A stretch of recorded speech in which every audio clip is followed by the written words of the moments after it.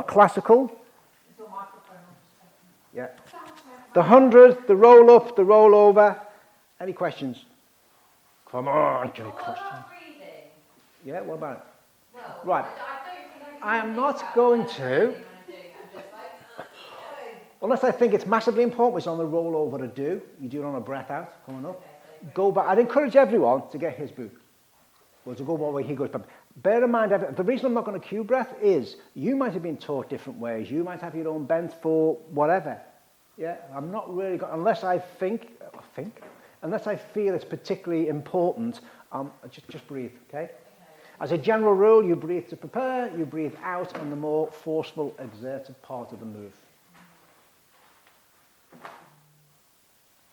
And I can almost guarantee you get people that will state that as a fact, and then when they're doing it, they actually do something completely different. If you don't believe me, analyse what your teacher does, maybe. Anyway, digress. So at a basic level, just breathe. The general rule, if it's more exerted, breathe out. Just don't hold your breath. But I will cue if I feel it's particularly important to cue. This next one, I'll cue the breath. I haven't said that, but I don't think it's just breathe. So even if people have been doing it for years, they can still give them breath to do. They can, again, as we experienced, I think, with the 100. Was it the 100? What were we doing? Yeah. Oh, the roll-up, wasn't it? That was the roll-up, wasn't it? That and the other thing. And the movement, everything. The movement is king, really. Right, okay. So I'll give you a silent demonstration of Joseph Pilates single leg circles. And then, again, it's one of those ones you can do millions of different variations. So this is Joseph Pilates' way of doing it. I was going to say then contraindication would be hip replacement would be the biggest one.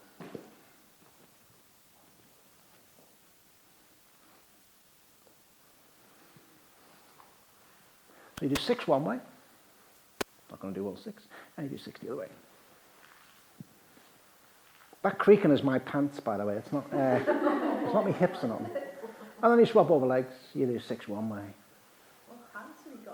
16 way. Well, these are actually swimming trunks. That's what I meant. It's that little plasticky type stuff. Oh, that's it. Oh, good job I didn't have my rugby ones on. I don't play rugby, by the way, just rugby ones. Oh, they're like... Do you do it that quickly, or is that... That's his version, and that's the way he wanted it done. Yeah? Okay, so let's analyse that and let's take you through. You have got a good view there, haven't you?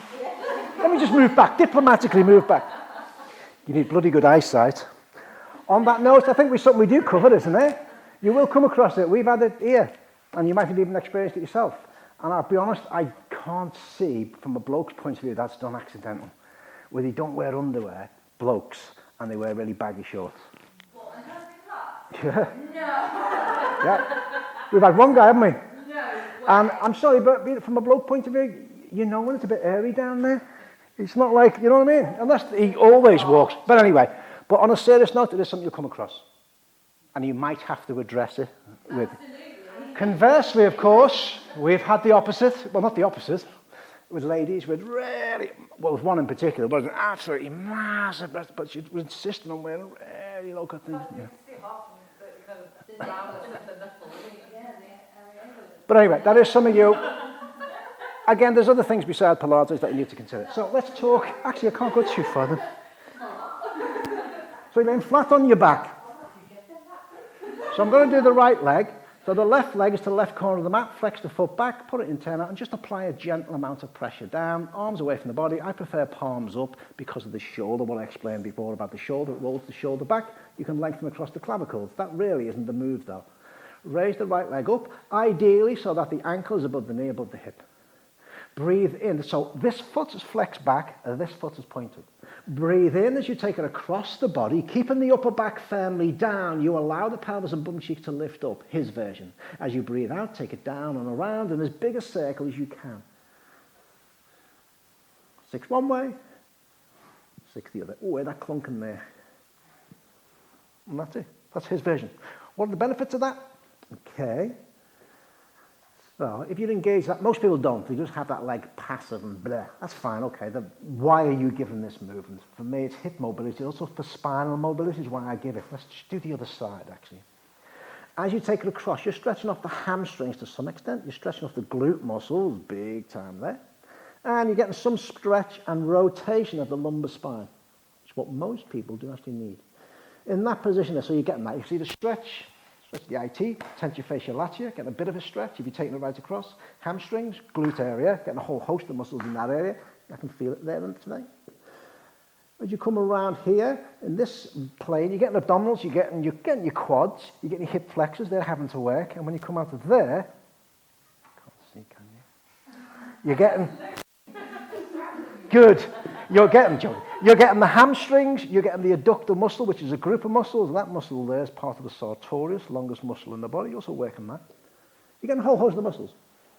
The biggest thing I give this for is for hip mobility. I also give it for those reasons I just said, to be honest. But mainly, getting your obliques as well, by the way. It's you're bringing the spinal mobility into play his way. I actually, unless someone's got hip issues, I think his way is far more superior. If you go more clinical, the more, I think, you might have even been taught this way yourself, the pelvis doesn't move. Yeah? Yeah? That's what it says in, Yeah. and that's what I've written, so Yeah. it's only his version then. His version, you're lifting up, you're rotating. When you rotate. Yeah, because you're still getting, in my view, in his version, you're still getting the hip mobility, and you're getting that extra rotate. You're getting all those extra benefits. The more modern way, you might, or there's loads of different ways you can do it, but one is basically, you can have the hands maybe on the pelvis, because that's giving you biofeedback. You don't want the pelvis to move at all, and you're moving within a range of as big as you can keep your pelvis still. Yes, is that how some of you have been taught? Yeah. You can't Yeah. move that much. No. You just can't actually. And you're noting the difference between the right, we'll go on one clock, and the left. And in other words, one side might be great, pelvis is, and the other side might be, oh crumbs, my pelvis is lifting for the same size circle you're doing. I'm not saying there's no benefits, that there is. More clinical way, I'll be honest with you. If there's rehabbing someone, I'd definitely do it that way. And don't get me wrong, sometimes I do mix the whole lot. I'll do knee folds as a basic, or knee stairs.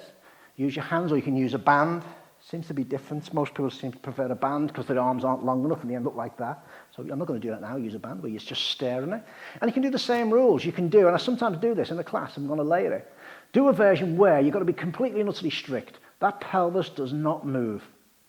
The leg is completely relaxed because we're trying to free up the hip joint. The reason the knee is above the hip, anatomically, the hip joint is more lax in that position, which is why you need to consider not giving this, or certain versions of this, to people with hip replacement. Depends on how long they've had the hip replacement. As a general rule on that no hip replacement, they don't want to take the leg across the midline of the body, nor do they want to take it much past 90 degrees where the knee is past the hip. That makes sense? If you've had hip replacement. Okay. Any questions on that? So the other version is you keep it within the frame of the body, basically, so the pelvis moves. Now, for me, one of the downsides, now it shows control. What's the benefits of doing that? What's the benefits of keeping the pelvis perfectly still? It shows that they can control their body. That makes sense? So there's benefits of it. Again, for me, it would be the two extreme ends that I'd use that on as a general rule. It'd be sports type people, you know, elites, if you like, or sports people, or people that are rehabbing, where they're show and control. So you're trying to re-educate the rehabbing point of view, and with the athlete, that you want to show that they've got that ultimate control so that any little advantage can play a big part in them. For your average person, it goes back to some of the other moves I was mentioning, is that just move the leg. Move it as much as you're still getting hip mobility. What are you after?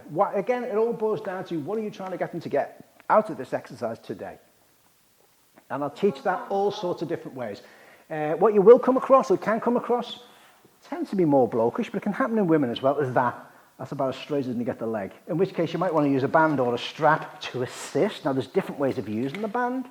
The way I usually use it is, the band is just to help bring the movement around. Because at the end of the day, what are you giving it for? I'm giving it for hip mobility. Okay, use the band to help them get it in a bigger range of motion than they could without. Another way you can use the band, I tend not to do this, is use it as a resistance. Yeah? So you're working the muscles a little bit. You can do that. Any variation of that you can do. But again, it all boils down to, in my view, why are you giving it? His version was, you let the bum cheek come off. Any questions? Make any notes you need to make. Yeah, go ahead. No, this is the one that I didn't understand from the book. Okay. I didn't understand because it sort of, the pictures look like that, and look like how you just did, but then when you read the words, it's this one,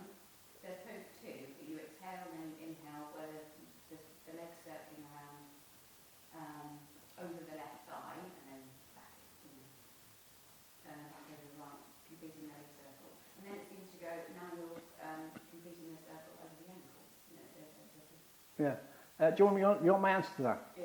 Don't worry about it. On a serious note, no, I mean, no, I know you understand, you sometimes get that. It's like you get in some of the books sometimes, the pictures don't match the words and it's sort of like confusing. Sure, one of the versions I read of his one, it might have been something on YouTube, I don't know, probably not. Breathe in as you go across, out as you go around. For that particular movement, that's one for me, that doesn't really make much difference. Really doesn't make much difference at all. So I'll use the legs now because like the Joseph Pilates one, if I'm working like spine mobility stuff, I'll use that one. If I'm working like hip association, stability, that kind of stuff, then I'll use the Okay, if you finish making your notes, let's have a go at Joseph Pilates style one first. That laptop's not going to get smacked by the lady next to you either, is it? So if you've got anything valuable, just watch. It does happen. Make sure there's nothing in your way going to get knocked over. Now I tend to do this as he did, just on the floor. You can have a block if you want to. I prefer not, again, unless someone's shape is such that they can need a block, then fine. Don't have your head on the block. You're trying to keep your shoulders and upper back anchored to the ground. Put your arms away from the body, palms up. Roll your shoulders back. Super. Put your left leg towards the left corner of the mat, flex the foot back, put it in, turn out, and just apply gentle pressure down to the ground. Why? Well, that engages your calf, your hamstrings, your glutes, but it also helps to keep the pelvis stable. Reach the right, so flex the left foot back.